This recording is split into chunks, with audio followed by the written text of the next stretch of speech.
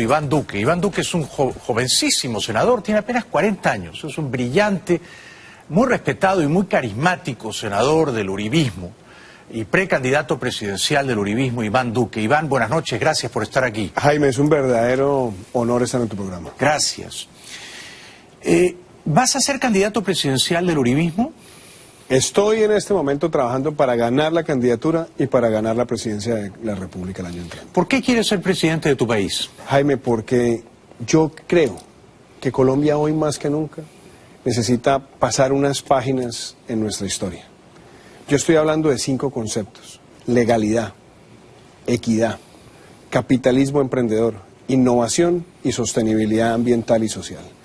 Esos conceptos son los que representan una nueva generación que no está dispuesta a seguir transando más con la delincuencia, que quiere un país donde no sigamos favoreciendo a los delincuentes según su ideología en el tratamiento con la ley, que defienda un modelo pro empresa, pero empresas responsables, que nos ayuda a vencer la informalidad laboral, que nos ayuda a soñar con el futuro, a construir un modelo donde haya economía naranja, donde haya emprendimiento, donde el agro tenga el matrimonio entre la pequeña agricultura y la agroindustria, donde el respeto por el medio ambiente haga parte de nuestra visión de desarrollo. ¿Tú votaste por Santos el 2010? Jaime, yo voté por Santos en el 2010 como lo hicimos muchas personas que creímos que él iba a interpretar lo que los colombianos queríamos, que era la continuidad de la defensa de la seguridad como valor democrático, y el presidente Santos le incumplió al pueblo colombiano, traicionó el sentimiento del pueblo colombiano. ¿Por qué lo hizo? ¿Por qué se apartó del uribismo? Jaime, ¿sabes una cosa? Yo creo que más que apartarse del uribismo, es apartarse de las promesas con las cuales él fue elegido. Los colombianos queríamos una continuidad. ¿Cuál era esa continuidad? Hombre, construir la paz de Colombia, pero sobre la base del triunfo de la legalidad sobre la criminalidad. Y lo que hemos visto hoy, después de 7 años de gobierno, es que se ha premiado a la delincuencia, y la delincuencia hoy se siente triunfante frente al Estado de Derecho, y yo creo que eso es algo que es una pésima señal para Colombia, porque engendra nuevas formas de violencia. Los defensores de Santos, sin embargo, no me cuentes entre ellos, dicen que Colombia es hoy un país más seguro y que ellos han reforzado la paz. Jaime, la respuesta es muy sencilla. Nosotros en los últimos 7 años, ¿qué hemos visto en Colombia? El crecimiento de los cultivos ilegales, que es el narcotráfico, lo que es el combustible de la violencia. ¿Qué estamos viendo en este momento? ¿Cuánto han crecido los cultivos ilegales de coca? Jaime, en este momento pasamos en los últimos 3 años de cerca de menos de 60.000 hectáreas de cultivos ilícitos, y según cifras del Departamento de Justicia de los Estados Unidos estamos por encima de 180.000. O sea, más que triplicado. Pero son cifras que inclusive son dramáticas porque es más de lo que teníamos al momento de iniciar el Plan Colombia. Y eso es un gran retroceso, porque es que aquí el tema no es solamente FARC, es la criminalidad organizada que se nutre del narcotráfico. ¿Las FARC tienen futuro como partido político? A ver, Jaime, yo creo que como partido político, desde el punto de vista de tener una gran capacidad de persuasión en el discurso, no lo creo, porque yo creo que el pueblo colombiano ha visto el terror que ellos han sembrado. ¿Qué me preocupa a mí? Que mantengan vínculos con los dineros ilegales del narcotráfico, que mantengan vínculos con la criminalidad y que aprovechen esas circunstancias para exacerbar protesta social con fines de generar lucha de clases con ese discurso populista, para cabalgar sobre ese doble discurso, de una mano en el discurso retórico y la otra en la criminalidad. Interesante esa reflexión. O sea, ¿tú crees que las FARC van a tener un pie en la política y un pie en la criminalidad? La tentación está y eso es lo que hay que evitar. ¿No se les ha incautado los dineros negros, turbios, que tienen escondidos sabe Dios dónde? Es que, ¿cuál ha sido la premisa de las FARC? Las FARC ha dicho que ellos creen en la reparación material. Reparación material es ir a una escuela, dar unas clases, pintar unas paredes. Pero lo que se necesita también es reparación económica, que entreguen todos esos recursos ilegales al servicio de la reparación de sus víctimas. Y por eso he dicho yo, las FARC dicen que van a entregar unos recursos.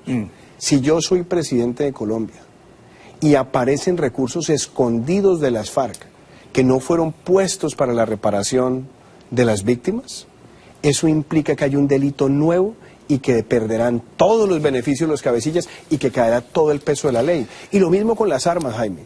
Porque ¿Qué harías con las armas? ellos dicen tener hoy cerca de 7.000 armas. El propio presidente Santos hace unos meses habló de 14.000. Los informes históricos que se conocieron por parte de las Fuerzas Armadas hablaban de muchísimas más armas. Supongamos que Naciones Unidas acredita las 7.000 que están entregando. Yo he sido muy claro.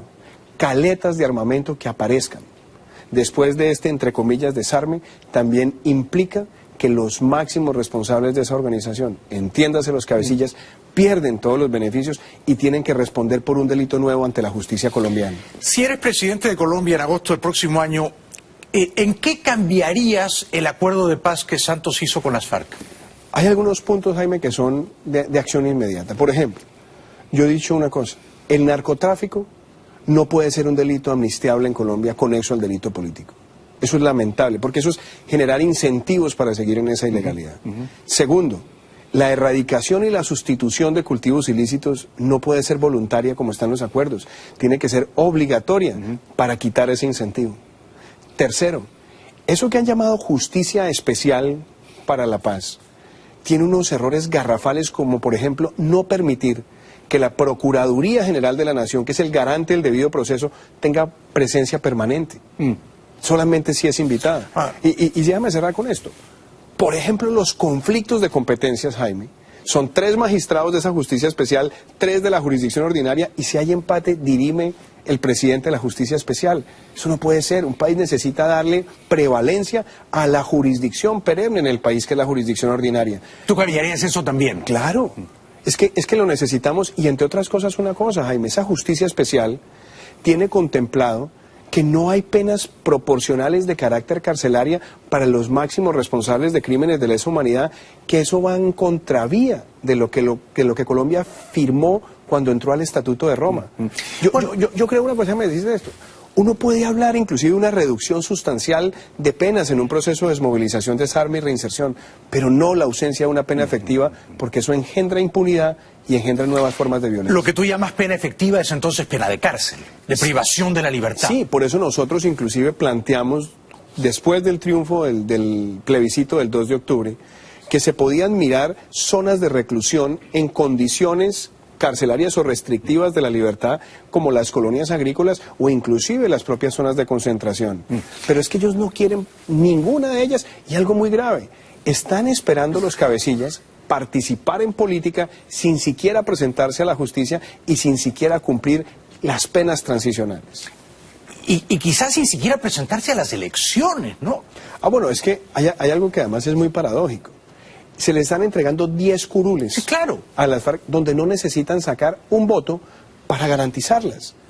Yo no me opongo a que después de un proceso de desmovilización, desarme y reinserción de un grupo de esta naturaleza, pueda haber personas que participen en política. Bueno, pero siempre que voten por ellos. Pero ¿no? Claro, y que no sean criminales de lesa humanidad. Claro. Y que se ganen los votos con el pueblo colombiano. Ahora, esos cambios que tú has enunciado al viciado texto de paz firmado por Santos y las FARC, digo viciado porque el pueblo lo repudió. El pueblo dijo, no queremos ese acuerdo de paz.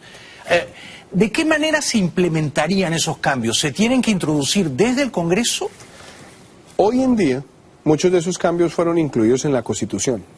Y la Constitución colombiana solamente permite que se pueda modificar a través de 3 herramientas. O un referendo, o una asamblea constituyente, o lo que ya se llama acto legislativo, que es una reforma desde el Congreso. ¿Cuál crees que es el más conveniente? A mí me parece que la forma más ágil de hacerlo es a través de una reforma constitucional desde el Congreso. Y por eso hay que construir unas mayorías parlamentarias en el 2018 que permitan hacer esas modificaciones. Si no se consiguen esas mayorías, o si terminamos teniendo un proceso difícil, yo creo que el único remedio que queda es la Asamblea Constituyente. Pero lo que no podemos es dejar un país fracturado por unas condiciones de impunidad que fueron entregadas a un grupo después de un rechazo clarísimo en las urnas, donde la mayoría de los colombianos dijimos, queremos paz sin impunidad y queremos hacerle modificaciones sustanciales. ¿Por qué la abrumadora mayoría, y no exagero, de colombianos reprueba, no uso un verbo más duro, pero por lo menos reprueba la gestión de Santos? ¿Por qué? Jaime, uno no puede hacer política engañando al electorado. Presidente Santos le dijo a los colombianos, por ejemplo a los pensionados, que les iba a bajar los aportes de salud del 12 al 4%. Les incumplió. Ahora le toca ver si firma esa reforma que fue aprobada en el Congreso. Otra cosa, le ha prometido a muchísimos lugares del país que va a llegar gran inversión pública, como ocurrió hace poco con el puerto de Buenaventura, y no llegó. Le prometió al país 300.000 casas gratis en su segunda administración, no las va a cumplir. Y le prometió al país que iba a preservar la seguridad y que iba a preservar la estabilidad económica. Jaime, este primer trimestre del año 2017 es el peor primer trimestre en desempeño económico en años. Se ha enfriado mucho la economía, ¿no? Claro, pero además por una cosa, el gobierno se dedicó a expandir los gastos permanentes basado en una bonanza petrolera transitoria para un país que no es petrolero, que tiene petróleo pero que no es petrolero. Se cayeron los precios del petróleo y lo que decidió hacer fue aumentar los impuestos a los consumidores y a las empresas. Y eso lo que está haciendo es desacelerando rápidamente nuestra economía y por supuesto esto ha generado una pérdida de confianza de los consumidores y una pérdida de confianza de los industriales. ¿Tiene Santos una responsabilidad marginal en la gravísima crisis de Venezuela? Yo creo que la diplomacia, Jaime, no se puede traducir en hipocresía. Cuando uno tiene una diplomacia meliflua y de preservar las formas, pero se es tolerante con un sátrapa que está pasando por encima de su pueblo y que además agrede de manera continuada a Colombia. Porque, Jaime, las armas que llegaban a la guerrilla colombiana, muchas venían apoyadas por la Guardia Nacional de Venezuela. Seguro. Los corredores del narcotráfico que tiene el cartel de los soles, Jaime, también son evidentes. Seguro. Y algo además dramático todavía, que le duele a uno como colombiano. Maduro hizo unas deportaciones masivas de colombianos el año pasado en las narices de nuestro país y pretendimos manejar eso simplemente con pañitos de agua tibia. ¿Y por qué me da a mí molestia eso, Jaime? Porque Juan Manuel Santos era uno de los políticos más vocales que teníamos en contra del régimen de Hugo Chávez y hoy es uno de los más condescendientes cómplices del silencio en América Latina con lo que está ocurriendo allá. Tenemos que ir a la publicidad, senador Iván Duque. No sé si tú sabes que yo soy bastante uribista, creo que te han contado. Se nota, no puedo. Y entre todos los precandidatos uribistas, veo con bastante nitidez que tú vas a ser el candidato presidencial. Y aunque estamos todavía lejos... Esperamos que nos acompañes allá entonces votando en Colombia. Espero que tú seas el próximo presidente de Colombia. Muchas gracias. Es un placer para mí conocerte, escucharte, intercambiar ideas contigo. Regresamos Igualmente. con Iván Duque en 2 minutos. No nos dejen solos, ya volvemos. Este programa ha venido esta noche el senador Iván Duque, precandidato presidencial del uribismo. Estábamos hablando de Venezuela, Iván. La crisis es gravísima. Hoy se cumplen 82 días de protestas. Hay por lo menos 75 muertos asesinados por la dictadura, contados además por el Ministerio Público, ¿no? Y yo he visto con gran interés, con gran curiosidad, que tú en el Senado colombiano has presentado una iniciativa para denunciar a la dictadura venezolana en la Corte Penal Internacional en La Haya, ¿verdad? Cuéntanos de qué se trata esta iniciativa, cuánto eco, resonancia ha recogido en el Senado de Colombia y a qué apuntas, por favor. Jaime, lo que estamos viendo en Venezuela es un sátrapa que está cometiendo toda suerte de crímenes para acallar la voz de un pueblo que pide democracia. Hemos visto torturas, hemos visto asesinatos selectivos, hemos visto detenciones arbitrarias, procesamiento en guarniciones militares e inclusive precedentes, elementos de genocidio por persecuciones a segmentos poblacionales, que no necesariamente implican asesinato, pero es una segmentación de la población para perseguir a quienes no están de acuerdo con Nicolás Maduro. ¿Nosotros qué decidimos? ¿O qué decidí con la bancada de mi partido? Tenemos que denunciar eso, no podemos seguir en los salones de la diplomacia internacional quedándonos con discursos muy finos y que no pasen cosas. Son crímenes de lesa humanidad. Preparamos una denuncia, llevamos 75 firmas de miembros del Senado colombiano. 75 senadores apoyaron tu idea, ¿eh? Sí, 75 de 100 o 102. Y lo hicimos sobre la base de poder tener ese respaldo multipartidista, donde sí, hay 101 senadores, pero 75 respaldando esta iniciativa y buscando el apoyo de otros congresos. En Chile nos está ayudando el diputado Felipe Cast y queremos seguir yendo en otros países de América Latina para ir ante la Fiscalía de la Corte Penal Internacional y entregar esa denuncia. ¿Esa fiscalía está radicada dónde? ¿En La Haya, Holanda? Sí, ¿y qué pretendemos con esto, Jaime? Que la Fiscalía reciba la evidencia y reciba la denuncia, aunque se tome un tiempo, por lo menos lograr dos objetivos inmediatos. El primero, que la Corte Penal Internacional abra observación en Venezuela. Es decir, allá están pasando cosas gravísimas y queremos estar con el ojo avisor. Y segundo, que pueda abrirle una investigación a este dictador, a este sátrapa, que está cometiendo toda suerte de crímenes para acallar el clamor de un pueblo. ¿La Corte Penal Internacional tiene competencia para abrir una investigación sobre Maduro? A ver, la Corte Penal Internacional tiene tres herramientas, digámoslo, de investigación, que principalmente tienen que ser solicitadas por miembros o por el Consejo de Seguridad de la ONU. Pero la Fiscalía puede recibir toda suerte de denuncias que contribuyan a que tenga información concluyente para iniciar un proceso de investigación.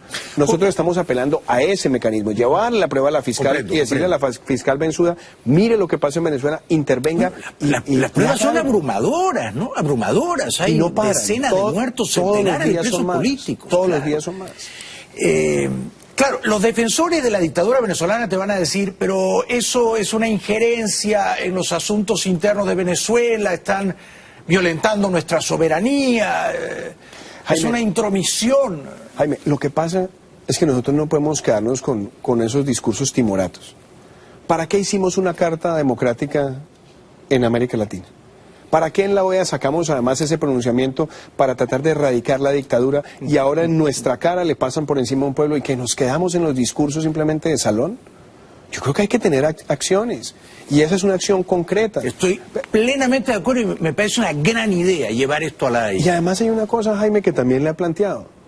¿Para qué vamos a permanecer más países democráticos en UNASUR, viendo que la secretaría de esa organización tiene un tratamiento complaciente con una dictadura y además no emplea el término de lo que está pasando en Venezuela, que es una dictadura flagrante? UNASUR está al servicio de la dictadura venezolana, evidentemente. Entonces, por eso he planteado yo. ¿Crees que Colombia debe retirarse de UNASUR? Pues yo creo que debemos hacer un llamado de alerta a los países que defendemos los valores democráticos a UNASUR. Por ejemplo, ¿qué otros países además de Colombia? Pues yo creo que hay que decirle a Perú también que actúe rápidamente, hay que decirle a Chile que actúe rápidamente, con Argentina también rápidamente, pero nosotros necesitamos los países que defendemos esos valores democráticos decirle, pare ya este atropello, y si no, nos vamos a retirar de esta organización porque no podemos diplomáticamente terminar siendo cómplices de ese tratamiento probioso a todo un país. ¿La Cancillería colombiana podría hacer algo más de lo que ha hecho?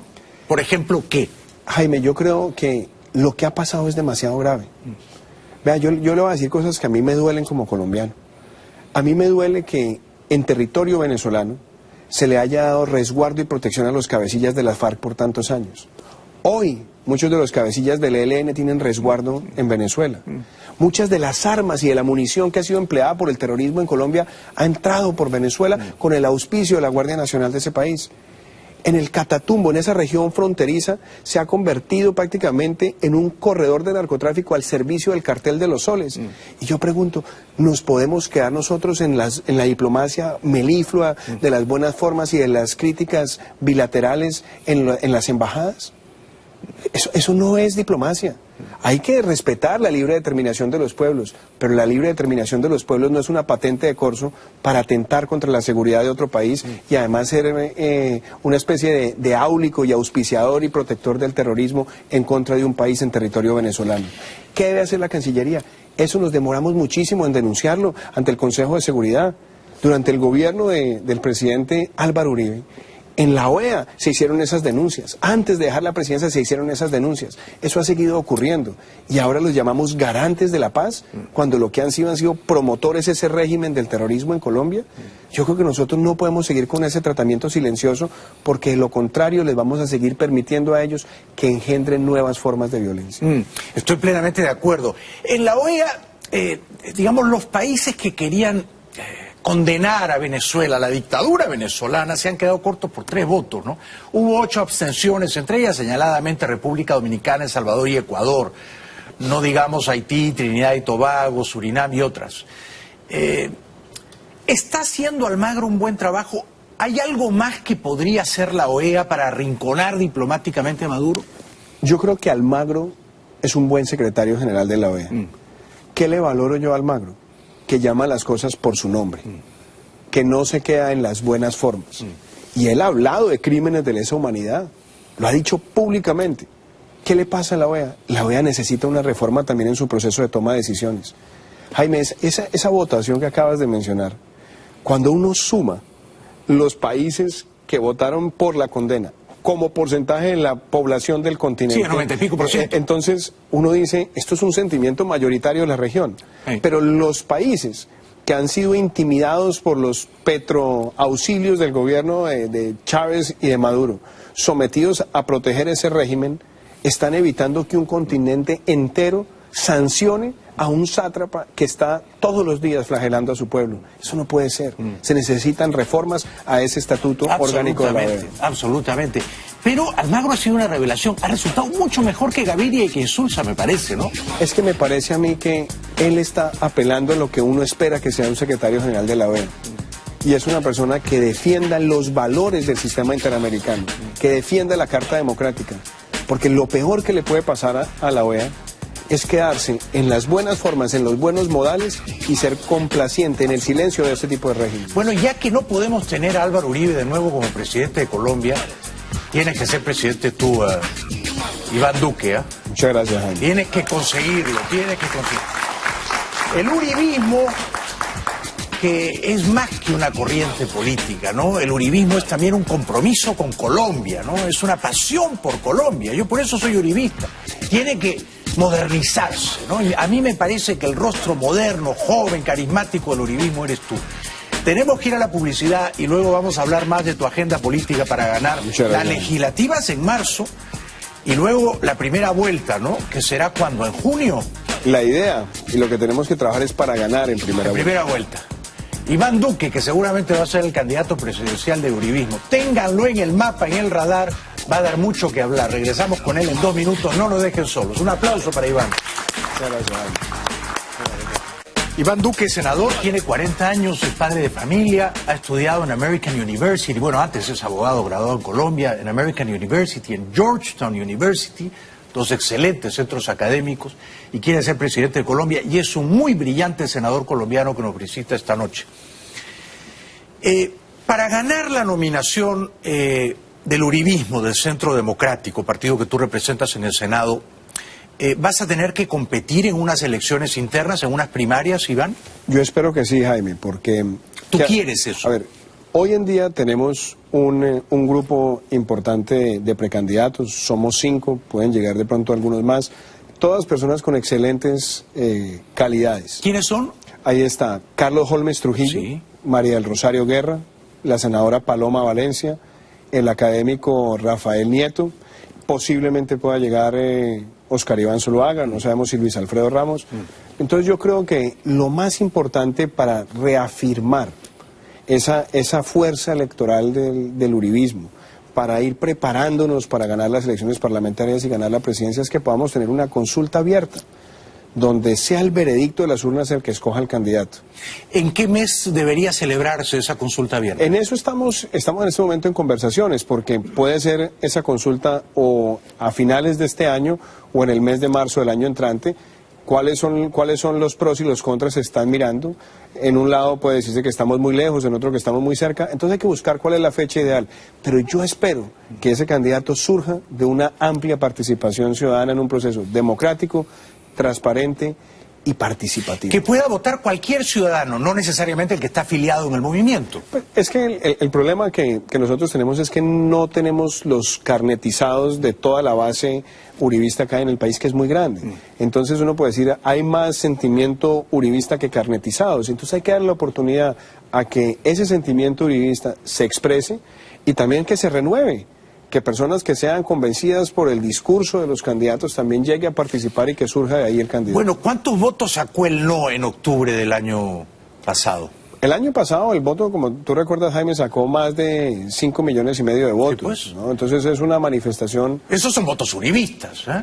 A ver, en esto hay que ser, como digo yo, prudente y humilde, porque no todas las personas que votaron por el no son uribistas, pero todos los que votaron por el no sí compartimos esa visión de lo que queremos que sea Colombia. Sí, es una buena salvedad. ¿Qué es lo que más admiras del presidente Álvaro Uribe? Yo admiro 3 cosas de él. Primero, o 4, que además con él los compartimos cuando él era profesor en Georgetown, me invitó a que lo acompañara en una de sus clases, y él decía que hay que pensar en las 4 Cs: coherencia, congruencia, competencia, que es prepararse todos los días, y cariño genuino por la ciudadanía. Esas 4 Cs las admiro profundamente. ¿Cómo lo conociste? Bueno, yo conocí al presidente Uribe cuando yo estaba como representante de Colombia en el BID. En Washington. En Washington. Lo conocí cuando él era candidato a la presidencia. Y ¿2002? ¿2001? A finales del año 2001 lo conocí por primera vez. Él fue con un grupo y la verdad me despertó a mí muchísima admiración. Y después, durante los 8 años de su gobierno, él me ratificó como uno de los representantes de Colombia en el BID al lado del doctor Luis Guillermo Echeverri. Deja él la presidencia y me invita a ser su asesor en Naciones Unidas en ese incidente entre Turquía e Israel de la embarcación Mavi Marmara en las costas de Gaza. Trabajé con él en ese proceso tan interesante, trabajé a su lado como una especie de profesor asistente durante su tiempo en Georgetown y en el proyecto de sus memorias. Y después me invitó a regresar al país para fundar el Centro Democrático y participar en la elección parlamentaria. ¿Lo ayudaste con sus memorias, con No hay causa perdida, ese libro? Sí. Me encantó, ahí fue un trabajo muy interesante, porque era él obviamente dirigiendo la orquesta. Sí. Trabajamos con Brian Winter y yo era de alguna forma como una especie de productor ejecutivo en lo que tenía que ver con la armada del libro, con las editoriales, y una tarea además interesantísima que era revisar cada uno de los datos, las fechas, todo. Estuviera al día. Bueno, tú has publicado un puñado de libros, no solamente este que tengo aquí conmigo. Que quisiera algún día publicar literatura como tú. ¿Sí? No sé cuándo, pero espero algún día tener esa... Ya habrá ocasión. Cuando seas expresidente tendrás tiempo de sobra para dedicarte a la ficción. ¿Cuántos libros de no ficción has publicado? No, este es mi cuarto libro. Sí, 4. Iría quinto porque pues, el quinto libro, que es La economía naranja, lo escribí con un gran amigo y compañero que es Felipe Buitrago. Sí. Entonces, sumada a La economía naranja como coautor, son 5 publicaciones. Indignación está en Amazon, por supuesto. La próxima semana entra a Amazon y también entra al Apple Store y a otras tiendas. ¿Y tus anteriores títulos son? Efecto Naranja, lo lanzamos a finales del año 2015, antes La economía naranja, antes Pecados monetarios y antes Maquiavelo en Colombia. Maquiavelo en Colombia es un buen título. Sí, ese fue mi primera publicación y surgió porque a lo largo de muchos años yo me dediqué a estudiar a ese personaje tan controvertido. Y entonces fui entendiendo que Maquiavelo es mucho más allá que El Príncipe, que Maquiavelo tiene además una obra maravillosa que son los discursos de la primera década de Tito Livio, que es una reivindicación de los valores republicanos. Entonces quise hacer un ensayo sobre ese Maquiavelo incomprendido, ese Maquiavelo más allá del Príncipe, y mirar qué se había escrito sobre Maquiavelo en Colombia. Entonces hice una selección también de escritos de distintos autores, de distintas ideologías sobre Maquiavelo. Y pues me sentí muy complacido que esa fuera mi primera publicación. Busquen los libros de Iván Duque, están en Amazon. No nos queda nada de tiempo, te pido una respuesta brevísima. Te van a decir que eres muy joven para ser presidente de Colombia, que 40, 41 años es muy joven. ¿Qué vas a responder tú? 2 cosas, Jaime. La primera, que soy mayor que el presidente de Francia. ¿Es verdad? Y la segunda, que lo que necesitamos es la energía de la juventud, el compromiso de la juventud y el deseo de transformar a Colombia. Te deseo todo lo mejor. Cuentan con mi amistad. Muchas gracias. Un aplauso para ella. Muchas gracias, Iván. Muchas gracias. Y hasta pronto, ¿no? Espero que sigamos viniendo. Hasta pronto. Ha sido un gran placer conocerte y te deseo lo mejor. Regresamos después de la pausa. Yo le dije un año antes de que Trump ganara que iba a ganar. Nadie me creyó. Bueno, acuérdense de mí. Graben esto. Iván Duque va a ser el próximo presidente de Colombia. El 7 de agosto del próximo año va a jurar presidente de Colombia. Grábenlo. Gracias. Buenas noches. Hasta mañana. Con el pueblo colombiano. Ahora, esos cambios que tú has enunciado al viciado texto de paz firmado por Santos y las FARC, digo viciado porque el pueblo lo repudió. El pueblo dijo, no queremos ese acuerdo de paz. ¿De qué manera se implementarían esos cambios? ¿Se tienen que introducir desde el Congreso? Hoy en día, muchos de esos cambios fueron incluidos en la Constitución. Y la Constitución colombiana solamente permite que se pueda modificar a través de tres herramientas: o un referendo, o una asamblea constituyente, o lo que ya se llama acto legislativo, que es una reforma desde el Congreso. ¿Cuál crees que es el más conveniente? A mí me parece que la forma más ágil de hacerlo es a través de una reforma constitucional desde el Congreso. Y por eso hay que construir unas mayorías parlamentarias en el 2018 que permitan hacer esas modificaciones. Si no se consiguen esas mayorías, o si terminamos teniendo un proceso difícil, yo creo que el único remedio que queda es la Asamblea Constituyente.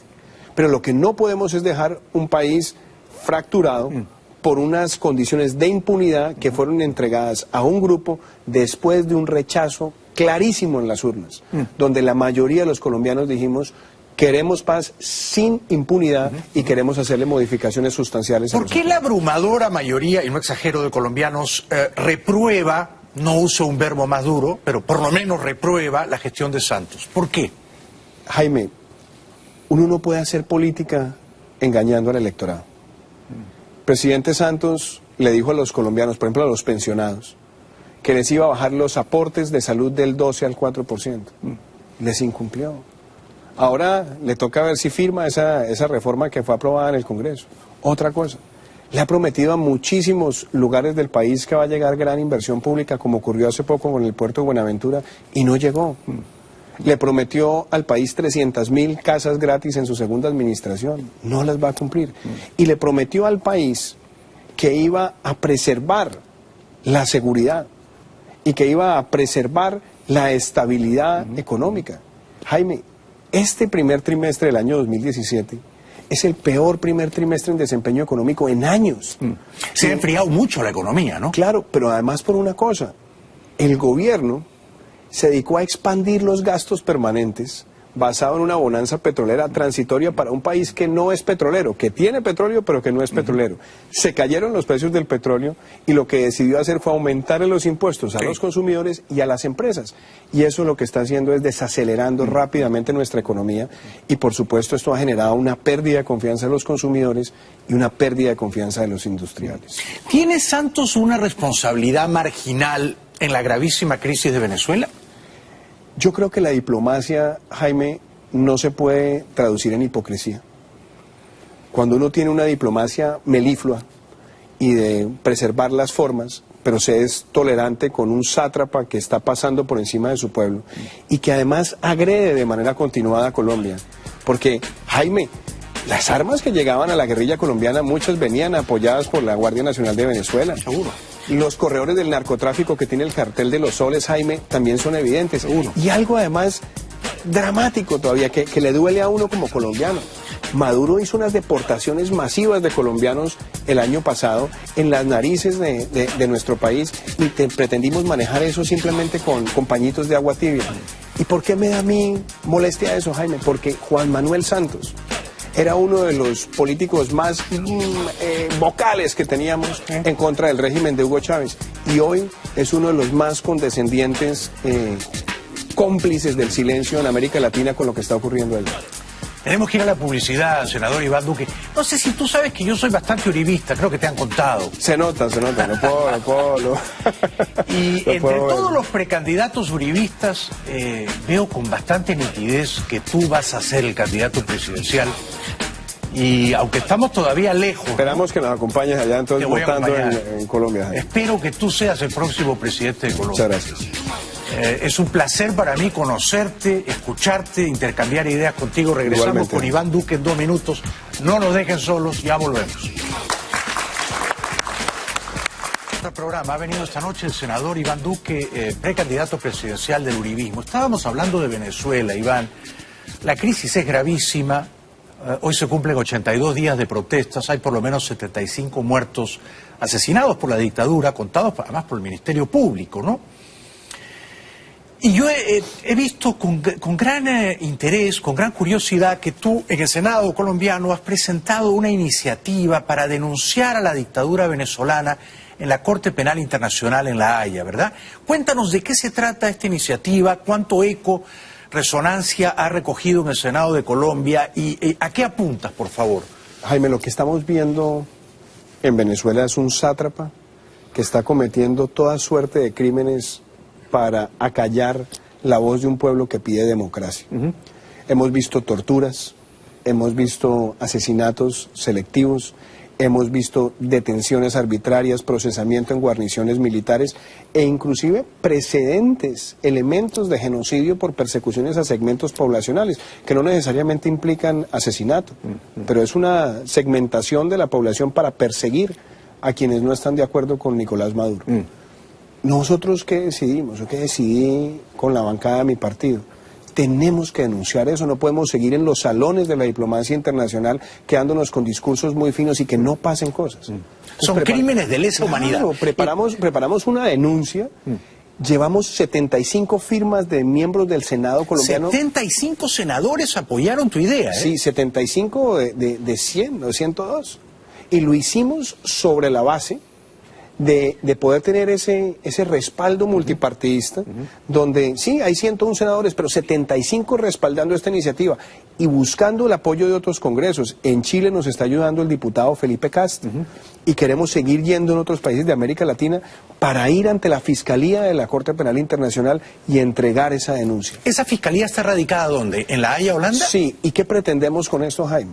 Que la Fiscalía reciba la evidencia y reciba la denuncia, aunque se tome un tiempo, por lo menos lograr dos objetivos inmediatos.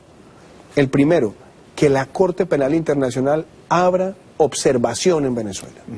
Es decir, allá están pasando cosas gravísimas y queremos estar con el ojo avisor. Y segundo, que pueda abrirle una investigación a este dictador, a este sátrapa, que está cometiendo toda suerte de crímenes para acallar el clamor de un pueblo. ¿La Corte Penal Internacional tiene competencia para abrir una investigación sobre Maduro? A ver, la Corte Penal Internacional tiene tres herramientas, digámoslo, de investigación, que principalmente tienen que ser solicitadas por miembros o por el Consejo de Seguridad de la ONU. Pero la Fiscalía puede recibir toda suerte de denuncias que contribuyan a que tenga información concluyente para iniciar un proceso de investigación. Nosotros estamos apelando a ese mecanismo, llevarle la prueba a la fiscal y decirle a la fiscal Bensuda, mire lo que pasa en Venezuela, intervenga. Las pruebas son abrumadoras, ¿no? Abrumadoras, hay decenas de muertos, centenares de presos políticos. Todos los días son más. Claro, los defensores de la dictadura venezolana te van a decir, pero eso es una injerencia en los asuntos internos de Venezuela, están violentando nuestra soberanía, Jaime, es una intromisión. Jaime, lo que pasa es que nosotros no podemos quedarnos con esos discursos timoratos. ¿Para qué hicimos una carta democrática en América Latina? ¿Para qué en la OEA sacamos además ese pronunciamiento para tratar de erradicar la dictadura y ahora en nuestra cara le pasan por encima a un pueblo y que nos quedamos en los discursos simplemente de salón? Yo creo que hay que tener acciones y esa es una acción concreta. Estoy plenamente de acuerdo y me parece una gran idea llevar esto a la OEA. Y además hay una cosa, Jaime, que también le ha planteado. ¿Para qué vamos a permanecer más países democráticos en UNASUR, viendo que la secretaría de esa organización tiene un tratamiento complaciente con una dictadura y además no emplea el término de lo que está pasando en Venezuela, que es una dictadura flagrante? UNASUR está al servicio de la dictadura venezolana, evidentemente. Entonces, por eso he planteado yo. ¿Crees que Colombia debe retirarse de UNASUR? Pues yo creo que debemos hacer un llamado de alerta a los países que defendemos los valores democráticos a UNASUR. Por ejemplo, ¿qué otros países además de Colombia? Pues yo creo que hay que decirle a Perú también que actúe rápidamente, hay que decirle a Chile que actúe rápidamente, con Argentina también rápidamente, pero nosotros necesitamos los países que defendemos esos valores democráticos decirle, pare ya. Pare ya este atropello y si no nos vamos a retirar de esta organización porque no podemos diplomáticamente terminar siendo cómplices de ese tratamiento probioso a todo un país. ¿La Cancillería colombiana podría hacer algo más de lo que ha hecho? Por ejemplo, ¿qué? Jaime, yo creo que lo que ha pasado es demasiado grave. Vea, yo le voy a decir cosas que a mí me duelen como colombiano. A mí me duele que en territorio venezolano se le haya dado resguardo y protección a los cabecillas de las FARC por tantos años. Hoy, muchos de los cabecillas del ELN tienen resguardo en Venezuela. Muchas de las armas y de la munición que ha sido empleada por el terrorismo en Colombia ha entrado por Venezuela con el auspicio de la Guardia Nacional de ese país. En el Catatumbo, en esa región fronteriza, se ha convertido prácticamente en un corredor de narcotráfico al servicio del cartel de los soles. Y yo pregunto, ¿nos podemos quedar nosotros en la diplomacia meliflua de las buenas formas y de las críticas bilaterales en las embajadas? Eso no es diplomacia. Hay que respetar la libre determinación de los pueblos, pero la libre determinación de los pueblos no es una patente de corso para atentar contra la seguridad de otro país y además ser una especie de áulico y auspiciador y protector del terrorismo en contra de un país en territorio venezolano. ¿Qué debe hacer la Cancillería? Eso nos demoramos muchísimo en denunciarlo ante el Consejo de Seguridad. Durante el gobierno del presidente Álvaro Uribe, en la OEA se hicieron esas denuncias. Antes de dejar la presidencia se hicieron esas denuncias. Eso ha seguido ocurriendo. Y ahora los llamamos garantes de la paz, cuando lo que han sido promotores de ese régimen del terrorismo en Colombia. Yo creo que nosotros no podemos seguir con ese tratamiento silencioso, porque de lo contrario les vamos a seguir permitiendo a ellos que engendren nuevas formas de violencia. Estoy plenamente de acuerdo. En la OEA, digamos, los países que querían condenar a Venezuela, a la dictadura venezolana, se han quedado cortos por 3 votos, ¿no? Hubo 8 abstenciones, entre ellas señaladamente República Dominicana, El Salvador y Ecuador. No digamos Haití, Trinidad y Tobago, Surinam y otras. ¿Está haciendo Almagro un buen trabajo? ¿Hay algo más que podría hacer la OEA para arrinconar diplomáticamente a Maduro? Yo creo que Almagro es un buen secretario general de la OEA. ¿Qué le valoro yo a Almagro? Que llama las cosas por su nombre, que no se queda en las buenas formas. Y él ha hablado de crímenes de lesa humanidad, lo ha dicho públicamente. ¿Qué le pasa a la OEA? La OEA necesita una reforma también en su proceso de toma de decisiones. Jaime, esa votación que acabas de mencionar, cuando uno suma los países que votaron por la condena como porcentaje de la población del continente... Sí, no sabe de dónde. Es que, ¿cuál ha sido la premisa de las FARC? Las FARC ha dicho que ellos creen en la reparación material. Reparación material es ir a una escuela, dar unas clases, pintar unas paredes. Pero lo que se necesita también es reparación económica. Que entreguen todos esos recursos ilegales al servicio de la reparación de sus víctimas. Y por eso he dicho yo, las FARC dicen que van a entregar unos recursos.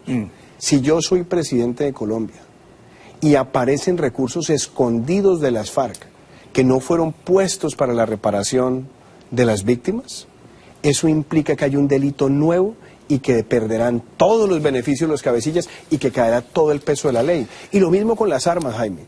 Porque ¿Qué harías con las armas? Ellos dicen tener hoy cerca de 7.000 armas. El propio presidente Santos hace unos meses habló de 14.000. Los informes históricos que se conocieron por parte de las Fuerzas Armadas hablaban de muchísimas más armas. Supongamos que Naciones Unidas acredita las 7.000 que están entregando. Yo he sido muy claro. Caletas de armamento que aparezcan después de este, entre comillas, desarme, también implica que los máximos responsables de esa organización, entiéndase los cabecillas, pierden todos los beneficios y tienen que responder por un delito nuevo ante la justicia colombiana. Si eres presidente de Colombia en agosto del próximo año, ¿en qué cambiarías el acuerdo de paz que Santos hizo con las FARC? Hay algunos puntos, Jaime, que son de acción inmediata. Por ejemplo, yo he dicho una cosa, el narcotráfico no puede ser un delito amnistiable en Colombia conexo al delito político. Eso es lamentable, porque eso es generar incentivos para seguir en esa ilegalidad. Segundo, la erradicación y la sustitución de cultivos ilícitos no puede ser voluntaria como están los acuerdos, tiene que ser obligatoria para quitar ese incentivo. Tercero, eso que han llamado justicia especial para la paz tiene unos errores garrafales como, por ejemplo, no permitir que la Procuraduría General de la Nación, que es el garante del debido proceso, tenga presencia permanente. Solamente si es invitada. Y déjame cerrar con esto. Por ejemplo, los conflictos de competencias, Jaime, son 3 magistrados de esa justicia especial, 3 de la jurisdicción ordinaria, y si hay empate, dirime el presidente de la justicia especial. Eso no puede ser. Un país necesita darle prevalencia a la jurisdicción perenne en el país, que es la jurisdicción ordinaria. ¿Tú cambiarías eso también? Claro. Es que lo necesitamos, y entre otras cosas una cosa, Jaime, esa justicia especial tiene contemplado que no hay penas proporcionales de carácter carcelaria para los máximos responsables de crímenes de lesa humanidad, que eso va en contravía de lo que Colombia firmó cuando entró al Estatuto de Roma. Yo creo una cosa, me dice esto. Uno puede hablar inclusive de una reducción sustancial de penas en un proceso de desmovilización, desarme y reinserción, pero no la ausencia de una pena efectiva, porque eso engendra impunidad y engendra nuevas formas de violencia. Lo que tú llamas pena efectiva es entonces pena de cárcel, de privación de la libertad. Sí, por eso nosotros inclusive planteamos, después del triunfo del plebiscito del 2 de octubre, que se podían mirar zonas de reclusión en condiciones carcelarias o restrictivas de la libertad, como las colonias agrícolas o inclusive las propias zonas de concentración. Pero es que ellos no quieren ninguna de ellas, y algo muy grave, están esperando los cabecillas participar en política sin siquiera presentarse a la justicia y sin siquiera cumplir las penas transicionales. Y quizás sin siquiera presentarse a las elecciones, ¿no? Bueno, es que hay algo que además es muy paradójico. Se le están entregando 10 curules, sí, claro, a las FARC, donde no necesitan sacar un voto para garantizarlas. Yo no me opongo a que después de un proceso de desmovilización, desarme y reinserción de un grupo de esta naturaleza, pueda haber personas que participen en política. Bueno, pero siempre que voten por ellos, pero ¿no? Claro, y que no sean criminales de lesa humanidad. Claro. Y que se ganen los votos. Iván Duque es un jovencísimo senador, tiene apenas 40 años, es un brillante, muy respetado y muy carismático senador del uribismo y precandidato presidencial del uribismo, Iván Duque. Iván, buenas noches, gracias por estar aquí. Jaime, es un verdadero honor estar en tu programa. Gracias. ¿Vas a ser candidato presidencial del uribismo? Estoy en este momento trabajando para ganar la candidatura y para ganar la presidencia de la República el año entrante. ¿Por qué quieres ser presidente de tu país? Jaime, porque yo creo que Colombia hoy más que nunca necesita pasar unas páginas en nuestra historia. Yo estoy hablando de 5 conceptos: legalidad, equidad, capitalismo emprendedor, innovación y sostenibilidad ambiental y social.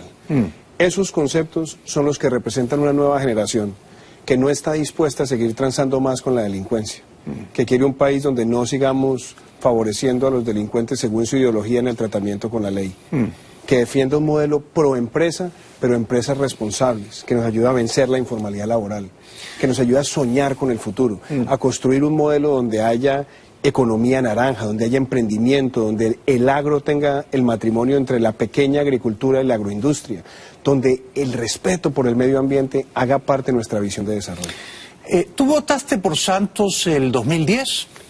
Jaime, yo voté por Santos en el 2010 como lo hicimos muchas personas que creímos que él iba a interpretar lo que los colombianos queríamos, que era la continuidad de la defensa de la seguridad como valor democrático. Y el presidente Santos le incumplió al pueblo colombiano, traicionó el sentimiento del pueblo colombiano. ¿Por qué lo hizo? ¿Por qué se apartó del uribismo? Jaime, ¿sabes una cosa? Yo creo que más que apartarse del uribismo, es apartarse de las promesas con las cuales él fue elegido. Los colombianos queríamos una continuidad. ¿Cuál era esa continuidad? Hombre, construir la paz de Colombia, pero sobre la base del triunfo de la legalidad sobre la criminalidad. Y lo que hemos visto hoy, después de 7 años de gobierno, es que se ha premiado a la delincuencia. Y la delincuencia hoy se siente triunfante frente al Estado de Derecho, y yo creo que eso es algo que es una pésima señal para Colombia porque engendra nuevas formas de violencia. Los defensores de Santos, sin embargo, no me cuentes entre ellos, dicen que Colombia es hoy un país más seguro y que ellos han reforzado la paz. Jaime, la respuesta es muy sencilla. Nosotros en los últimos 7 años, ¿qué hemos visto en Colombia? El crecimiento de los cultivos ilegales, que es el narcotráfico, lo que es el combustible de la violencia. ¿Qué estamos viendo en este momento? ¿Cuánto han crecido los cultivos ilegales de coca? Jaime, en este momento pasamos en los últimos 3 años de cerca de menos de 60.000 hectáreas de cultivos ilícitos, y según cifras del Departamento de Justicia de los Estados Unidos estamos por encima de 180.000. O sea, son más que triplicado. Pero son cifras que inclusive son dramáticas porque es más de lo que teníamos al momento de iniciar el Plan Colombia. Y eso es un gran retroceso, porque es que aquí el tema no es solamente FARC, es la criminalidad organizada que se nutre del narcotráfico. ¿Las FARC tienen futuro como partido político? A ver, Jaime, yo creo que como partido político, desde el punto de vista de tener una gran capacidad de persuasión en el discurso, no lo creo, porque yo creo que el pueblo colombiano ha visto el terror que ellos han sembrado. ¿Qué me preocupa a mí? Que mantengan vínculos con los dineros ilegales del narcotráfico, que mantengan vínculos con la criminalidad y que aprovechen esas circunstancias para exacerbar protesta social con fines de generar lucha de clases con ese discurso populista, para cabalgar sobre ese doble discurso, de una mano en el discurso retórico y la otra en la criminalidad. Interesante esa reflexión. O sea, ¿tú crees que las FARC van a tener un pie en la política y un pie en la criminalidad? La tentación está y eso es lo que hay que evitar. ¿No se les ha incautado los dineros negros, turbios que tienen escondidos